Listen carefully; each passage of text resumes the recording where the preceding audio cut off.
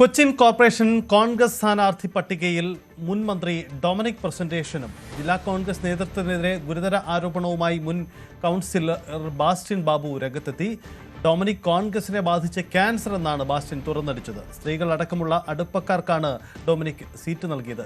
പശ്ചിമ കൊച്ചിയിൽ കോൺഗ്രസിന് വലിയ തിരിച്ചടി ഉണ്ടാകും. DCC പ്രസിഡന്റ് അടക്കമുള്ളവർ അനീതിക്ക് കൂട്ടുനിൽക്കുന്നതായും ഇതിൽ പ്രതിഷേധിച്ചാണ് താൻ ഉൾപ്പെടെയുള്ളവർ കോൺഗ്രസിൽ നിന്ന് രാജിവെച്ചതെന്നും ബാസ്റ്റിൻ ബാബു ന്യൂസ് 18നോട് പറഞ്ഞു. കൊച്ചി കോർപ്പറേഷനിൽ ഇപ്പോൾ UDF പട്ടിക ഏതാണ്ട് പൂർണ്ണമായിട്ട് തന്നെ പ്രഖ്യാപിച്ചു കഴിഞ്ഞിരിക്കുന്നു. അതിൽ കോൺഗ്രസ് സ്ഥാനാർത്ഥി പട്ടികകളിലേക്കെല്ലാം കടക്കുമ്പോൾ പ്രധാനമായിട്ട് പറഞ്ഞിരിക്കുന്നത് ഇത്തവണ പൊട്ടിത്തെറികളില്ലാതെ ഞങ്ങൾ പട്ടിക അവതരണം എല്ലാം തന്നെ നടത്തും. അതിൽ കൗൺസിലർമാർ എല്ലാവരിലും തന്നെ ഒരു പ്രാതിനിധ്യം നൽകിയിരിക്കുന്നു എന്നാണ്. പക്ഷേ അത്തരം വാക്കുകളെല്ലാം തന്നെ ഇല്ലാതായിരിക്കുന്നു എന്നതാണ് ഇപ്പോൾ കൊച്ചിൻ കോർപ്പറേഷനിലെ ഈ സ്ഥാനാർത്ഥി നിർണയം സംബന്ധിച്ച വലിയ രീതിയിലുള്ളൊരു പരാതികൾ കോൺഗ്രസിന് അകത്ത് തന്നെ ഉണ്ടാകുന്നു. അതിൻ്റെ ഒരു പ്രതീകമെന്നോണം തന്നെ മുൻ കൗൺസിലർ ഇപ്പോൾ കോൺഗ്രസിൽ തന്നെ രാജിവെച്ചിരിക്കുന്നു എന്നതാണ്. കോൺഗ്രസിൻ്റെ 10ാം ഡിവിഷനിലെ കൗൺസിലറായ ബാസ്റ്റിൻ ബാബു അദ്ദേഹം കോൺഗ്രസിൽ നിന്ന് തന്നെ ഇപ്പോൾ രാജിവെക്കുന്നു. എന്താണ് ഈ രാജിക്കുള്ളൊരു കാരണം? ഈ സ്ഥാനാർത്ഥി പ്രഖ്യാപനത്തിന് മുന്നേ ഒരു മികച്ചൊരു ട്രെൻഡ് ഈ ഒരു കൊച്ചിയിലുണ്ടായിരുന്നു. കാരണം കോൺഗ്രസിൽ മികച്ച ഭൂരിപക്ഷത്തിലൂടെ അധികാരത്തിൽ വരുന്നുള്ളൊരു പർവ്വതത്തിന്റെ മുകളിൽ നിൽക്കുന്നൊരു ഫീൽഡിലാണ് കോൺഗ്രസ് നിന്നിരുന്നത്. പക്ഷെ ഇന്നലെ വൈകിട്ടത്തെ സ്ഥാനാർത്ഥി പ്രഖ്യാപനത്തിന്റെ ഫൈനൽ ലിസ്റ്റ് കൂടെ വന്നപ്പോഴത്തേക്കും അത് നേരെ ഭൂമിക്കടിയിൽ പാതാളത്തിലേക്ക് പോയൊരവസ്ഥ ആണുള്ളത്. കാരണം ഇന്നത്തെ ലിസ്റ്റ് നോക്കിയാൽ തന്നെ മനസ്സിലാവും. മൊത്തം ലിസ്റ്റ് നമ്മൾ ചെക്ക് ചെയ്താൽ തന്നെ മനസ്സിലാവും. കൊളസ്ട്രോളും ഷുഗറും പ്രഷറും ഉള്ളൊരു ലിസ്റ്റാണ് വന്നിരിക്കുന്നത്. കാരണം എല്ലാം വെറ്ററൻസ് ലിസ്റ്റാണ് വന്നിരിക്കുന്നത്. ഒരു യുവാക്കൾക്ക് പോലും പ്രാതിനിധ്യമില്ലാത്ത ഒരു ലിസ്റ്റ്. KSU, യൂത്ത് കോൺഗ്രസ്, അങ്ങനെ ഒരുപാട് ഇതിനുവേണ്ടി പ്രവർത്തിക്കുന്ന ഒരുപാട് യുവാക്കൾ ഈ നാട്ടിലുണ്ട്. അവർക്കൊന്നും ഒരു പ്രാധാന്യം കൊടുത്തിട്ടില്ല. പിന്നെ സ്വാഭാവികമായിട്ടും അവർക്ക് വേണ്ടി ഞാൻ എൻ്റെ സ്ഥാനം മാറ്റിവെച്ച് അവർക്ക് അവസരം കൊടുക്കണമെന്ന് പറഞ്ഞ ഒരു വ്യക്തിയാണ്. എന്നിട്ട് പോലും അവർക്ക് അവസരം കൊടുക്കും. ബാസിന് അവിടെ മത്സരിക്കണം, ബാസിന് ഒരു സീറ്റ് തിരിച്ചു പിടിക്കണം എന്ന് പറഞ്ഞിട്ട് എന്നെ കൊണ്ട് അപേക്ഷ എഴുതി വാങ്ങിച്ച് DCC പ്രസിഡന്റ് ഷിയാസ് ഉൾപ്പെടെയുള്ള ആളുകൾ ഉറപ്പായിട്ട് അവിടെ മത്സരിച്ച് അത് തിരിച്ചു പിടിക്കണം എന്ന് പറഞ്ഞിട്ട് ഇന്നലെ വൈകിട്ട് ലിസ്റ്റ് വന്നപ്പോഴത്തേക്കും എന്നെ വരെ വെട്ടിമാറ്റിയേക്കുന്ന അവസ്ഥ. എനിക്കതിൽ പരാതിയും വിഷമവും കാര്യങ്ങളും ഒന്നുമില്ല. പക്ഷെ മൊത്തം ലിസ്റ്റ് നോക്കുമ്പോഴത്തേക്കും യുവത്വത്തിനെ പാടെ വെട്ടിമാറ്റിയിരിക്കുന്ന ഒരു അവസ്ഥയാണ്. കാരണം യൂത്ത് കോൺഗ്രസ് ജില്ലാ കമ്മിറ്റിക്ക് പോലും ഒരു വിലയില്ലാത്തൊരവസ്ഥയിലേക്ക് കാര്യങ്ങൾ വന്നിരിക്കുന്നത്. ഒരു ഭാരവാഹിക്ക് പോലും ഇവിടെ ഒരു സീറ്റ് നിഷേധിക്കപ്പെട്ടിരിക്കുകയാണ്. ഈ പശ്ചിമോച്ചി മേഖലയിലാണല്ലോ കൂടുതലായിട്ട് ഈ ഒരു ഇടപെടൽ ഉണ്ടായിരിക്കുന്നത്. ആരാണ് ഇതിന്റെ പിന്നിൽ?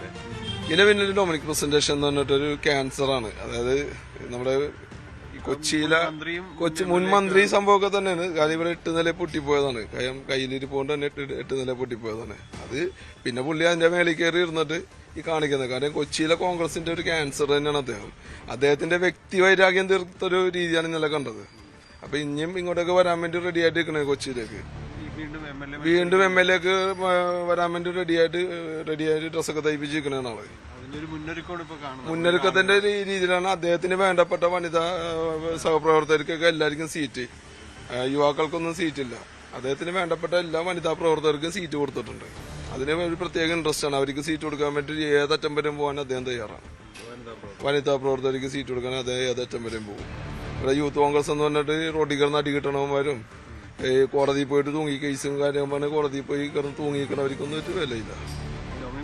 ആണോ ഇപ്പൊ ഈ 2ാം ലിസ്റ്റിൽ ഈ രീതിയിലേക്ക് പശ്ചിമ കൊച്ചിയിലെ ഇങ്ങനെ കടംപിടുത്തം പിടിച്ചാണ് ഡൊമിനിക് പ്രസന്റേഷൻ തന്നെയാണ് 2ാമത്തെ ലിസ്റ്റിൽ വളരെ കടംപിടുത്തം. കാരണം ഞാൻ നേതാക്കന്മാരോട് വിളിച്ചു ചോദിച്ചു എന്ത് കാരണത്തിലാണ് ഒഴിവാക്കപ്പെട്ടത് ചോദിച്ചപ്പോഴത്തേക്കും ഒറ്റൊരു പേര് ഡൊമിനിക് പ്രസന്റേഷൻ.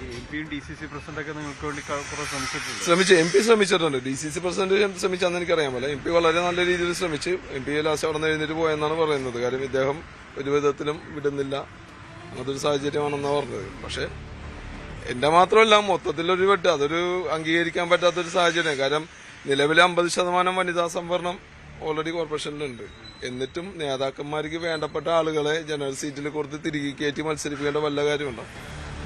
ജനങ്ങൾ ചിന്തിക്കണേ. ജനങ്ങൾ ഇത് കാണണല്ലേ. ജനങ്ങളെ പൊട്ടന്മാരൊക്കെ ഏത് കാലത്തും പൊട്ടന്മാർ. കാരണം ഇതൊന്നുമല്ല, ഇത് ക്ലിയർ ആയിട്ട് പറഞ്ഞിട്ടാണ് ഇവരെയൊക്കെ കുത്തിക്കയറ്റി അവിടെ കൊണ്ടു വെച്ചിട്ട് അവിടെ കൊണ്ടു ചെന്ന് നിന്നിട്ട് വീട്ടിലിരുന്ന് കച്ചവടം ചെയ്യാനായിട്ടുള്ളൊരു സംവിധാനമാക്കി മാറ്റാനുള്ളൊരു ശ്രമമാണ്. അല്ലാതെ അതിൽ വേറെ ഒന്നുമില്ല. ഞാൻ 5 വർഷം അവിടെ നിന്ന് ഇതെല്ലാം കാണുന്നതാണ്. ഒരുപാട് പ്രതിഷേധങ്ങൾ അവിടെ നടക്കുന്നുണ്ട്. പ്രതിപക്ഷത്തെ രീതിയിൽ ഒരുപാട് പ്രതിഷേധങ്ങൾ നടന്ന് ഇതിന്റെ എന്തെങ്കിലും ഒരു ഫോളോ അപ്പ് ഇന്നവരെ നടന്നിട്ടുണ്ടോ? ഇന്നിപ്പോ ഒരു സമരം നടന്നു അത് നാളെ നിങ്ങളൊന്ന് ചോദിക്കുക അതെന്തായി, നിങ്ങൾ ആ സമരം എന്ത് ചെയ്തു, അതിന്റെ ഫയൽ വർക്ക് എന്തായി, ഒന്നുമില്ല.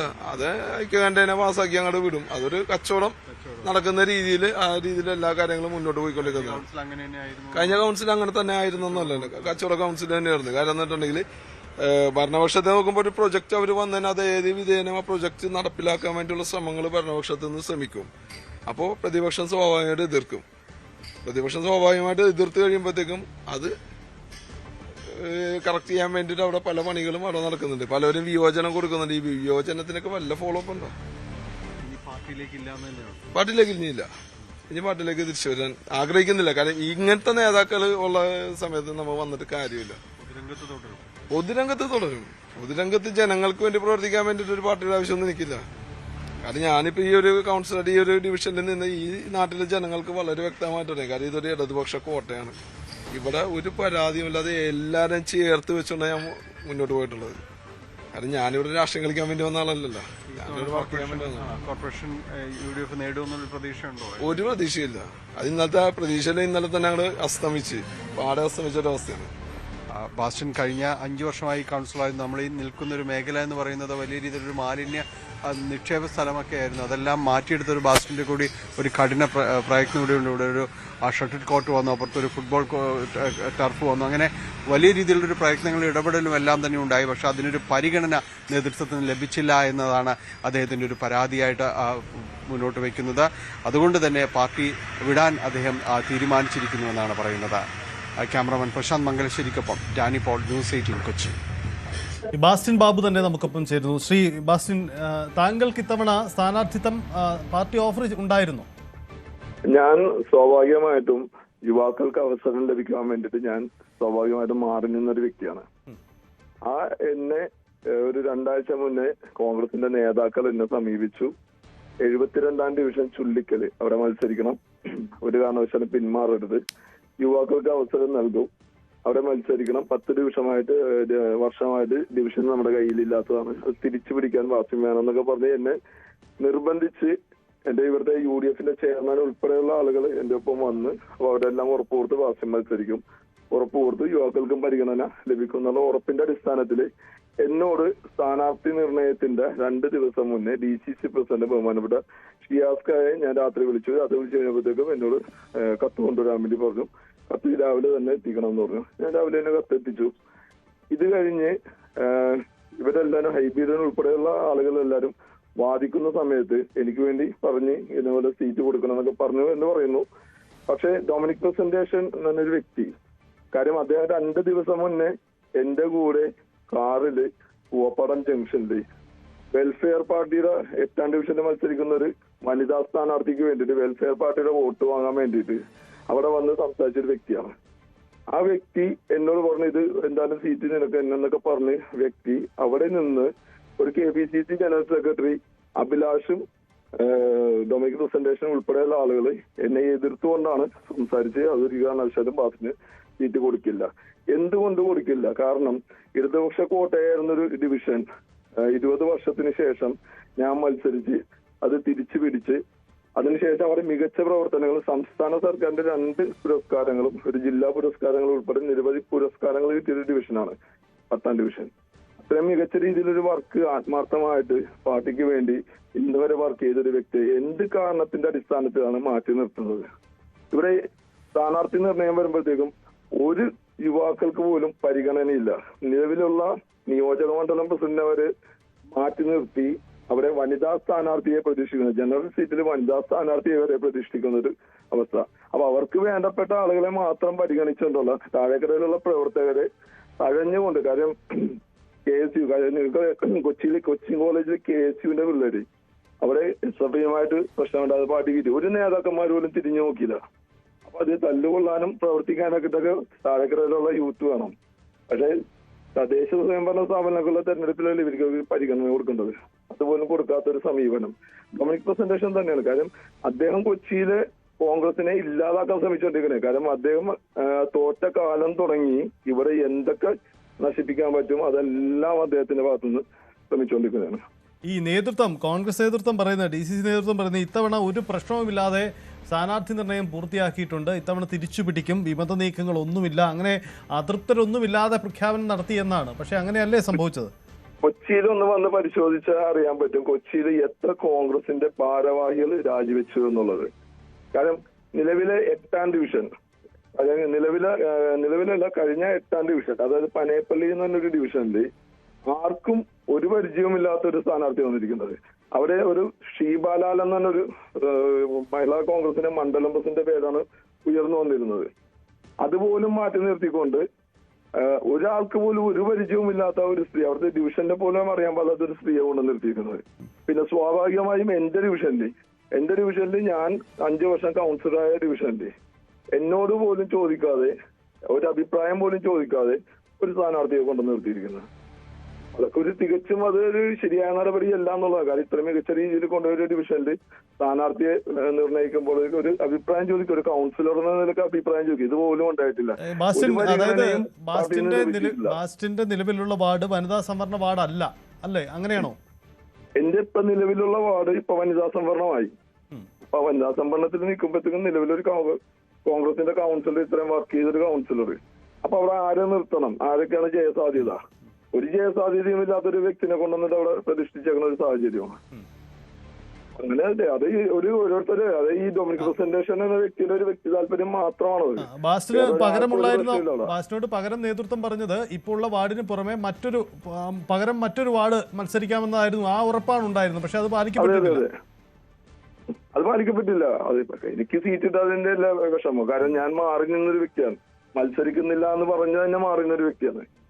എന്നെ രണ്ടാമത് ഇവര് തന്നെ, നേതാക്കന്മാര് തന്നെയാണ് മത്സരിച്ചേ പറ്റൂ എന്നൊക്കെ പറഞ്ഞ് എന്നെ തിരിച്ചു കൊണ്ടുവന്നത്. റിയാസ് ഉൾപ്പെടെയുള്ള, അതായത് ബഹുമാനപ്പെട്ട DCC പ്രസിഡന്റ് ഉൾപ്പെടെയുള്ള വ്യക്തികളെ തലേദിവസം രാത്രി വിളിച്ച് എന്നോട് പറഞ്ഞു നീ മത്സരിച്ചിരിക്കും എന്ന് പറഞ്ഞു. പോരാത്തതിനെ പിറ്റേ ദിവസം DCCയിൽ വെച്ച് കണ്ടപ്പോഴത്തേക്കും ലിസ്റ്റിൽ ഏതാണ് ഡിവിഷന്റെ നമ്പർ എന്ന് പറയാൻ നമ്പർ പറഞ്ഞപ്പോഴത്തേക്കും അപ്പൊ തന്നെ എന്റെ പേര് അതിൽ എഴുതി വെച്ചതാണ്. ആ പേര് അവിടെ നിന്ന് വ്യക്തി മാറ്റിയത് ഡൊമിനിക് പ്രസന്റേഷനാണ്.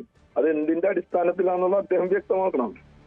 ഇപ്പൊ അവിടെ എന്നെ വെട്ടി മാറ്റിയിട്ട് ഇപ്പൊ അവിടെ ഡൊമിനിക് പ്രസന്റേഷൻ വെച്ചിരിക്കുന്ന പേര് 2015 കോൺഗ്രസിന്റെ റിബലായിട്ട് മത്സരിച്ച ഒരാളുടെ പേരാണ് അവിടെ വെച്ചിരിക്കുന്നത്. അയാളാണ് ഇപ്പൊ അവിടെ സ്ഥാനാർത്ഥി. ഇതെന്ത് മാനദണ്ഡത്തിന്റെ അടിസ്ഥാനത്തിലാണ്? ഇതൊക്കെയല്ലേ ചോദ്യം ചെയ്യപ്പെടേണ്ടത്. ഈ DCC നേതൃത്വം ഉണ്ടായിട്ടും ഈ ഡൊമിനിക് പ്രസന്റേഷൻ ആണോ അവിടെ നിയന്ത്രണം? എന്തായിരിക്കും ഇങ്ങനെ പേര് വന്നിരിക്കുന്നത്? എന്തുകൊണ്ട് ചോദ്യം ചെയ്യപ്പെടുന്നില്ല? കാരണം ഡൊമിനിക് പ്രസന്റേഷന്റെ അപ്പുറത്തേക്ക് ഒരു വാക്കില്ല എന്നാണ് ഞങ്ങൾക്ക് അറിയേണ്ടത്. അത് UDF ചെയർമാനാണ്, സ്വാഭാവികം സംഭവിച്ചില്ല. പക്ഷെ എന്നാലും ഒരു ചർച്ച വേണ്ടേ? കമ്പനിയല്ലല്ലോ, ഒരു പ്രസ്ഥാനമല്ലേ ഇത്. കമ്പനിയുടെ ഓണർ പറഞ്ഞ പോലെ കാര്യങ്ങൾ നടക്കുള്ളൂ. ഇതൊരു പ്രസ്ഥാനമല്ലേ, ഒരു മതേതര പാർട്ടിയല്ലേ? അതെ ബാസു, ഞങ്ങൾ ഈ തെരഞ്ഞെടുപ്പിന്റെ ആദ്യ ദിവസങ്ങളിൽ കൊച്ചി കോർപ്പറേഷനിലെ കോൺഗ്രസിന്റെ തന്ത്രം എന്താ എന്ന കാര്യം അവിടുത്തെ നേതാക്കളോട് ചോദിച്ചാണ്. അപ്പോൾ അവർ പറഞ്ഞു കോൺഗ്രസിന് എപ്പോഴും രാഷ്ട്രീയമായി മേൽക്കൈയുള്ളവരിടം കഴിഞ്ഞ തവണ നഷ്ടപ്പെട്ടത് ചില പ്രത്യേക സാഹചര്യങ്ങൾ കൊണ്ടാണ്. ഇത്തവണ അത് തിരികെ പിടിക്കും, വിമത നീക്കങ്ങളൊന്നും ഉണ്ടാവില്ല, അങ്ങനെ പാർട്ടിയിൽ ഒരു പ്രശ്നവുമില്ലാതെ മുന്നോട്ട് പോകുന്നുള്ളതാണ് അവർ പ്രഖ്യാപിച്ചത്. തിരുവനന്തപുരത്തിന് പിന്നാലെ കൊച്ചിയിലും വേഗത്തിൽ കാൻഡിഡേറ്റ്സിനെയൊക്കെ അവർ പ്രഖ്യാപിക്കുകയും ചെയ്തിട്ടുണ്ട്. അപ്പോൾ ആ ഒരു മൂവ്മെന്റിൽ ഒരു വിഭാഗം അതൃപ്തിയിലുണ്ടെന്നാണോ പറയുന്നത്? വേറൊന്നുമല്ല, നല്ലൊരു മൂവ്മെന്റ് ആയിരുന്നു. കാര്യം VD സതീശൻ സാറിന്റെ കീഴില് ആരംഭത്തില് അദ്ദേഹത്തിന്റെ കീഴിൽ നല്ലൊരു മൂവ്മെന്റ് ആയിട്ട് തുടങ്ങിയതാണ്. കാരണം ഒരു യുവാവെന്ന നിലക്ക് വളരെയധികം പ്രതീക്ഷയാണ് ആ ഒരു മൂവ്മെന്റിൽ ഞങ്ങൾ നോക്കിക്കണ്ടത്. കാര്യം നല്ലൊരു പ്രതീക്ഷയായിരുന്നു.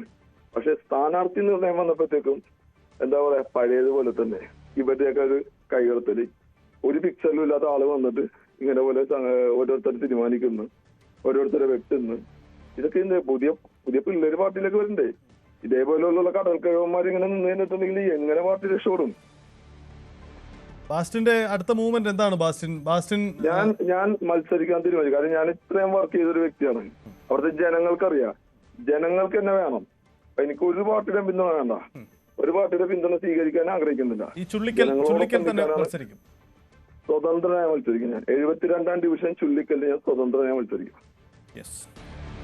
വളരെ നന്ദി. എന്തായാലും ബാസ്റ്റിൻ പ്രതികരിച്ചതിന്. കോൺഗ്രസിൽ കൊച്ചിയിൽ തർക്കമുണ്ട്, അവിടെ വിമത നീക്കമുണ്ടാവുന്നുണ്ട്. നിലവിലുള്ള കൗൺസിലർക്ക് പകരം വാർഡ് നൽകാമെന്ന് പറഞ്ഞെങ്കിലും അത് വാർഡ് നൽകിയില്ല. ഇതാണ് പ്രതിഷേധത്തിന് കാരണമാകുന്നത്. ഡൊമിനിക് പ്രസന്റേഷനെതിരെയാണ് ബാസ്റ്റിൻ എന്ന കൗൺസിലർ രംഗത്ത് വരുന്നത്. എന്തായാലും ഞങ്ങൾ ഡൊമിനിക് പ്രസന്റേഷൻ്റെയും ഒപ്പം തന്നെ മുഹമ്മദ് ഷിയാസിൻ്റെയും പ്രതികരണത്തിന് ശ്രമിച്ചിരുന്നു. പക്ഷേ ഇരുവരും പ്രതികരിക്കാൻ തയ്യാറായില്ല.